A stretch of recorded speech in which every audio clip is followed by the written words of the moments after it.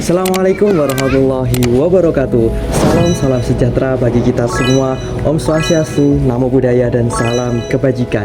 Pada kesempatan kali ini, kami dari kelompok 3 mau melakukan wawancara observasi mata kuliah Manajemen Produksi dosen pengampu Ibu Peti Arisanti.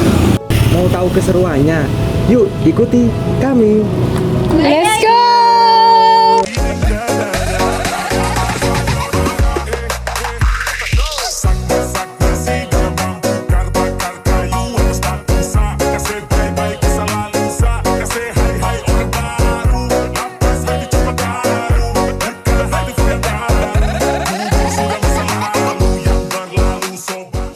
Pak, jadi untuk madunya ini jenisnya ada apa aja, Pak?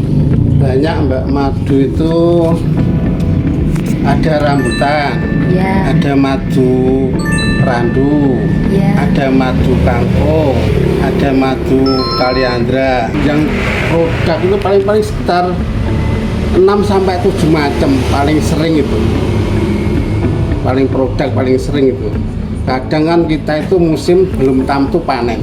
Untuk pembuatan madu yang dapat kayak madu karet, madu randu, terus itu jenis madunya itu gimana kok bisa kayak dapat karet, randu gitu? Ya, lebah kita waktunya musim bunga randu, lebah kita bawa ke tempat perkebunan tuh bunga randu atau hutan yang banyak randunya. Iya. Jadi gini, BS, madunya itu terproduksinya itu terbuatnya itu sesuai dengan pohonnya. Jadi kayak madu karet itu dari pohon karet, madu randu itu dari bunga randu, seperti itu. Apakah produk ini memiliki sertifikat seperti BPOM atau halal? Ada punya saya. Ada PRT. Oh iya. PRT. Ngurus PRT jadinya Sudah.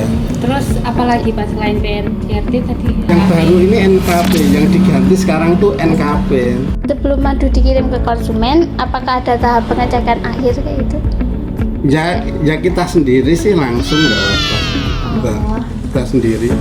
Kita istilah itu kita kemas itu kan ya tidak ada rekayasa di dalamnya sih, Mbak. Jadi kita itu nggak dari bahan apa kan nggak ada. Jadi non kimia. Kalau produk gagal itu gimana? Kalau Produk gagal itu karena musimnya, Mbak. Produk gagal itu istilahnya gagal panen. Ya. Musimnya hujan, kita itu nggak bisa panen, itu gagal.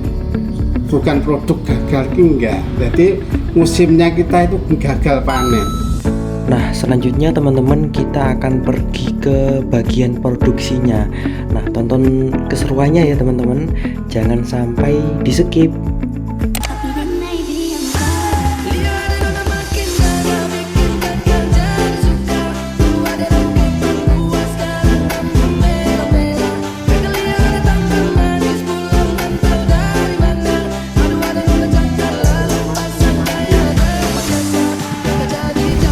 Nah teman-teman, selanjutnya kita bakalan tanya lagi ke ahlinya ya, bagaimana proses madu itu sampai dengan kekemasannya. Nah selanjutnya mungkin Bapak ya, dari Anissa dulu mungkin. Jadi bisa tolong jelasin langkah-langkah pengunduhan madu sampai dimasukkan ke botol itu kayak gimana? Ya dari awal kita kan lebah itu dari dasarnya sarang itu kan dari ini. Ini dari dasarnya. Sarang ini kalau sudah kan dimasukkan di dalam kotak. Kalau sudah dimasukkan dalam kotak, kalau sudah musim bunga, kalau madunya bagus, waktunya panen, kita panen. Jadi ada prosesnya waktu panen tuh. Misalnya di kotak ini kan banyak lebah. Iya. Lebah kan dikentrek gini. Nah, setelah ini kan disapu. Jadi lebahnya biar jatuh. Iya. Biar jatuh. Kalau Nanti sudah selesai, dimasukkan di ekstraktor ini.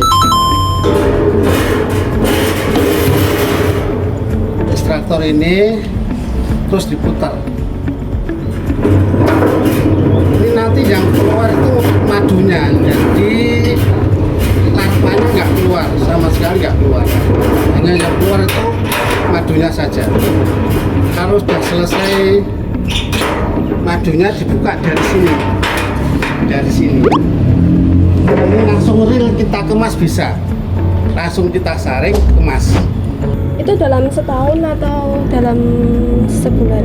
Setahun. Waktu panenan. Iya, panenannya itu Waktu panenan itu lebah itu kan ada dua musim. Musim panen itu musim produksi ya. Dan musim paceklik. Kalau musimnya itu panen itu sekitar 4 sampai 5 bulan. Kalau bunganya mendukung semua dan cuacanya mendukung, biasanya itu 12 hari sampai 15 hari panen. Oh, gitu. Kalau untuk ini Pak, proses ini apa? Mesin-mesinnya ini hanya memakai mesin ini aja Ya atau manual ini aja. manual ini Iya. aja, tapi bisa sampai itu ya Pak ya, Menghasilkan menghasilkan madu. banyak madu di sini. Kalau untuk mesinnya sendiri ya Pak ya, Iya. kan lambat laun, lambat tahun gitu kan pasti akan mengalami Kendala. kendala-kendala gitu Pak. Nah, bagaimana untuk langkah-langkah agar mesin itu tetap awet gitu Pak? Mungkin ada Ini stainless ya ini. Stainless. Ini stainless ya. Stainless. Jadi awet. Awet ini. untuk keawetannya mungkin bisa dikisarkan sampai berapa Paling-paling tahun ke depan? yang kalah ini giginya ini. Jadi ini kemungkinan yang Ya, akan ganti. kemungkinan ini paling start 3 sampai 4 tahun. Berarti satu alat ini dipegang berapa orang, Pak? Satu alat ini dipegang minim 9 orang. Oh, 9 orang. Iya, 9 orang. Biasanya kan saya itu lebah 350 berjalannya kadang dua ini atau 3 Dua alat. alat. Jadi 2 alat ini kadang ya 3, tergantung pekerja. Itu langsung juga proses pengemasan, langsung ke proses pengemasan juga Kita kan nanti ditaruh di wadah. ya juga ada. Di wadah seperti blong. Jadi kita ini nanti masuk di blong langsung saring. Oh, proses Saring-saring penyaringan. ya, saring agak kasar sedikit. Masalah di lokasi panen biasanya tetap katut apa ngarane Ada tawonnya katut biasanya kan. Nanti di rumah kita saring kain lagi. Setelah penyaringan itu langsung pengemasan ke botol, Bapak. Iya. Kenapa Bapak kok milih kemasan botol? Kenapa nggak plastik itu?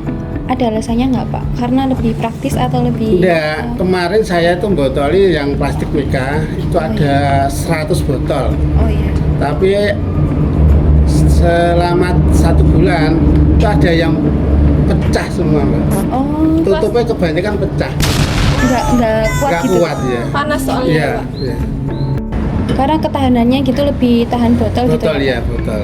Kalau biasanya plastik itu saya pakai jerigen, yang 1 liter, 1 Oh, iya. kilo itu. Itu pun saya nggak langsung segel. Oh, didiemin dulu ya, didinginkan nanti dulu. kalau setelah mengembang itu kita kendoni loh Mbak. Oh iya. Kalau misal udah dikemas di botol itu langsung dijual atau disimpan dulu, Pak, sampai berapa hari? Langsung jual Mbak. Langsung jual? Yang butuh duit.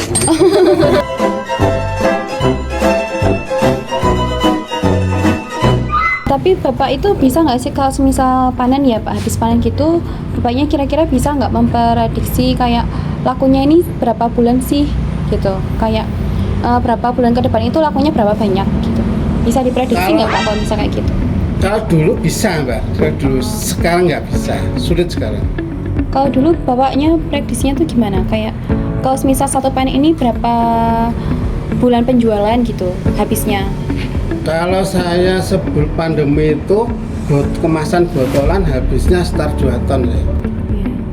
Itu 2 ton kira-kira berapa bulan Pak kalau misal penjualannya? Satu musim, Satu musim? satu musim berarti 1 tahun. 1 tahun. Iya, itu 2 tahun. Kan Bapaknya buka usaha madu nih di rumah. Iya. Nah, itu ada nggak sih program kayak ramah lingkungan gitu, ada nggak Pak? Kalau misal pengaruhnya apa sih kalau misal Bapak buka usaha madu ini, ada pengaruhnya nggak buat ke desa gitu, lingkungan desa kayak gitu? Kayak pencemaran gitu atau enggak, ya nggak ada ya Pak ya? Oh nggak ada, pencemaran nggak ada. Nggak ada limbah. Nggak ada limbahnya Nggak ada. berarti?